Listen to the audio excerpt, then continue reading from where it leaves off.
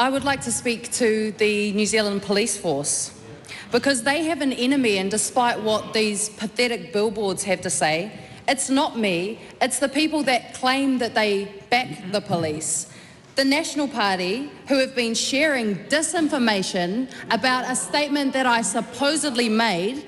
It is classic National Party, dirty politics, and it serves to distract from the fact that that government is the only people in this House that are actually defunding the police. It's true.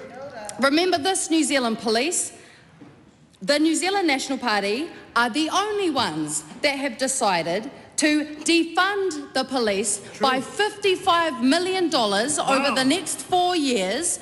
They are the ones that have disestablished 170 roles within the police force, and they are the ones that are cutting the backroom officers' jobs within the police and leaving that to frontline officers to deal with instead, increasing the administrative burden for police officers.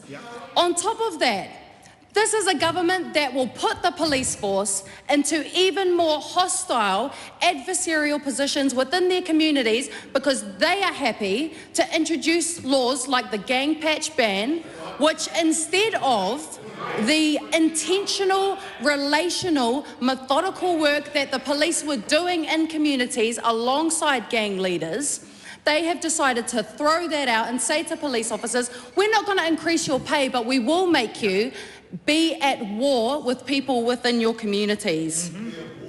My suggestion that perhaps other professionals might be better suited to respond to some situations is not unusual. Police officers are not social workers. Police officers are not mental health professionals. Internationally, police call-outs for mental health crises have escalated. And even up until the 1990s, the police weren't even in charge of doing things like enforcing traffic laws. That was left to the Ministry of Transport. But as governments have progressed, they have increased the burden on police officers, meanwhile drastically cutting their funding and their work conditions. And that is what the police minister is afraid of being accountable for. I acknowledge that for some people, the presence of police makes them feel safe, especially as communities grapple with soaring crime rates. But I won't shy away from my view that a more visible police presence does not make me feel safer. It is not an uncommon view. It is held by people who face the full force of the red and black squads during the Springbok Tours protests. It is held by Pacific people whose family and grandparents were dragged out of their beds in the middle of the night in the dawn raids.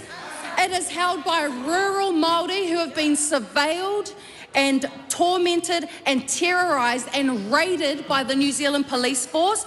It is held by people who grew up in neglected, impoverished communities who live under the constant suspicion and surveillance of the New Zealand Police. And it is shared by women who go to the police with complaints of domestic and sexual violence who are not believed and not taken seriously until it is too late. That is not a minority, a group of people. That is a group of people I am proud to represent. And I don't care if I'm the only person in this House with the balls to represent those communities.